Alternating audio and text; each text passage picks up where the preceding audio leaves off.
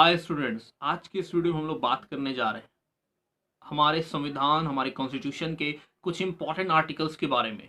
तो आइए शुरू करते हैं। पहला आर्टिकल है आर्टिकल फर्स्ट। आर्टिकल फर्स्ट कहता है कि इंडिया का नाम भारत होगा और ये यूनियन ऑफ स्टेट्स होगा। इसका नाम होगा भारत और ये यूनियन ऑफ स्टेट्स होगा, कई स्टेट्स का ये एक समूह होगा। आर्टिकल 15 की ओर बढ़ते हैं। आर्टिकल 15 कहता है कि no one shall be discriminated on the basis of gender, religion, caste। कोई भी इंसान के साथ जेंडर, रिलीजन, कास्ट या किसी इकोनॉमिक बैकग्राउंड की वजह से, गरीब अमीर होने की वजह से किसी भी तरह का भेदभाव नहीं किया जाएगा, यानी ये डिस्क्रिमिनेशन के खिलाफ बोलती है। आर्टिकल 17 फर्दर इसके बारे में कहती है कि तमाम तरह की अनटचेबिलिटी को ख़त्म कर दिया गया। Untouchability shall be abolished. Untouchability का मतलब छुआछूत, तमाम तरह की छुआछूत को ख़त्म कर दिया गया और इसको एक क्रिमिनल ऑफेंस डिक्लेयर किया गया है। आइए आगे बात करते हैं आर्टिकल 21A के बारे में। आर्टिकल 21A कहता है कि एक फंडामेंटल राइट है, ध्यान रखिएगा, ये बाद में हालांकि ऐड किया गया है। इस फंडामेंटल राइट को राइट टू एजुकेशन भी कहते हैं। इसमें 6 से 14 साल के बच्चों के लिए कंपलसरी और फ्री एजुकेशन की जिम्मेदारी सरकार पे आयद होती है। सरकार को 6 से 14 साल के बच्चों को ये कंपलसरी और फ्री एजुकेशन प्रोवाइड करना है। इसके बारे में आर्टिकल 21A में चर्चा की गई है। आइए बात करते हैं एक और आर्टिकल के बारे में जिसे कहते हैं आर्टिकल 25।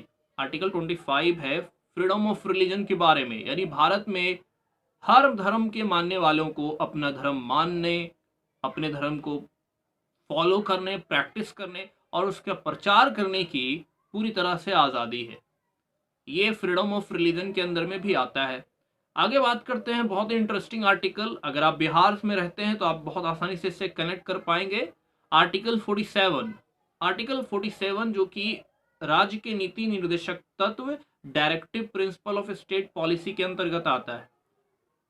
इसमें क्या बात कही गई? इसमें यह कहा गया है, इसमें कुछ गाइडलाइंस दी गई है सरकार को कि अगर आप चाहे तो शराब को बंद कर सकते हैं।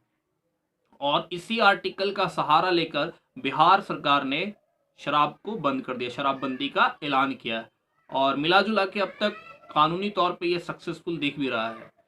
आगे बात करते हैं आर्टिकल 52 की। आर्टिकल 52 कहता है कि भारत में एक राष्ट्रपति का पोस्ट होगा, प्रेसिडेंट का पोस्ट होगा। उम्मीद है ये बात भी समझ में आई होगी। और अगला आर्टिकल है हमारे सामने जो है 75। आर्टिकल 75 किसके बारे में है? आप गेस कर सकते हैं, प्रधानमंत्री के बारे में। जी हाँ, आर्टिकल 75 कहता है कि there shall be a prime minister of our country. एक कंट्री में एक प्रधानमंत्री भी होने चाहिए, तो ये आर्टिकल 75 कहता है। आगे हम लोग बात करते हैं एक और आर्टिकल के बारे में जिसे कहेंगे आर्टिकल 164। अब आर्टिकल 164 क्या है आप आसानी से गेस कर सकते हैं। पीएम सेंट्रल लेवल के लिए, तो स्टेट के लिए हमारे लिए सीएम, चीफ मिनिस्टर, तो उनके लिए जो आर्टिकल अप्लाई होता है 164, जिसके अंतर्गत सीएम का एक पोस्ट अलाउट किया गया है। अब सीएम हो या पीएम हो या प्रेसिडेंट हो, अगर इलेक्शन ना हो तो इनका कोई, बिना इलेक्शन के तो ये चुने नहीं जाते, इनका इलेक्शन होता है। तो इलेक्शन कराने का पूरी जिम्मेदारी किसके पास है? इलेक्शन कमीशन के पास। और इसके बारे में, इलेक्शन कमीशन के बारे में बात की गई है आर्टिकल 324 में। हम लोग थोड़ा जंप करके डायरेक्ट 324 में आए। 324 में बात की गई है कि इलेक्शन कमीशन के पास क्या पावर है। ये बहुत ही इंडिपेंडेंट बॉडी, इसका बहुत ज़्यादा पावर होता है। और इलेक्शन कमीशन का क्या पावर होता है ये कहा जाता है, इलेक्शन कमिश्नर एक ज़माने में रहे हैं TN सेशन, उन्हीं के टाइम पे हमें पता चला था कि वाकई में इलेक्शन कमिश्नर कितना पावरफुल होता है।